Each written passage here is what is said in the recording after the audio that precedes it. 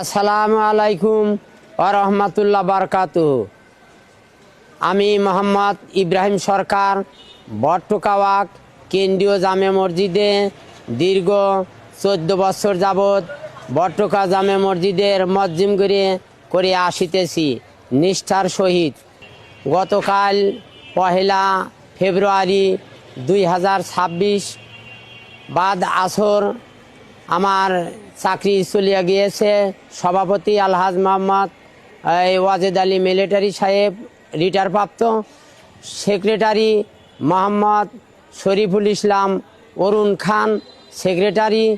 তাদের মাঝখানে আমি জামাত ইসলামী আমার ভোট কালেকশন করার জন্য আমি বিভিন্ন জায়গা ভোটের জন্য গিয়েছিলাম।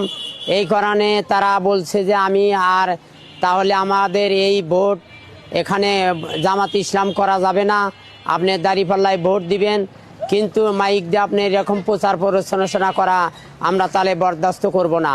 তাহলে বললাম যে কেন, আমি জামাত ইসলাম আগের থেকেই করি, এখনও করবো ইনশাআল্লাহ। বললো না, করা যাবে না, তাহলে তো আপনি মার্কেটে আপনি মাইক দিয়ে আপনি প্রচার প্ররোচনা করা যাবে না।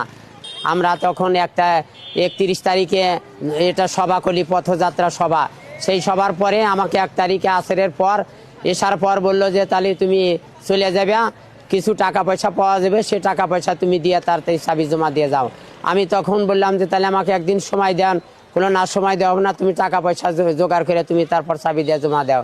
তারপর আজকে 2 তারিখ, তারপর 2 তারিখ আমি রাত্রেতে ওই টাকা পয়সা হাওলাত করে আমার কাছে 6000 টাকার মতো টাকা পাইতো, সেই টাকা আমি দিয়ে তারপর চাবি দিয়ে আমাকে বিদায় করে দিছে। আমি ওখান থেকে আইসি, আমি জামাত ইসলাম করার কারণে আমাকে বিনা অপরাধে আমাকে ছেড়ে দিছে। এখনই এই দল ক্ষমতায় যায় নাই বিএনপি, কিন্তু এই অবস্থায় যদি এখনই যদি তারা ক্ষমতা পালে আরও কি করবে সেটা আমার যাওয়া বাসা বলার মতো কিছু নাই। আমি অসহায় অবস্থায়, আমার একটা 7 মাসের একটা বাচ্চা মেয়ে বাচ্চা আছে, তারপর আমি বেটা বেটি অসহায়ের মধ্যে গিয়ে এখন আমার চাকরি চলে গেছে। আমার জন্য দোয়া করবেন, আল্লাহ যেন আমার ভালো রেজেকের ফয়সালা করে।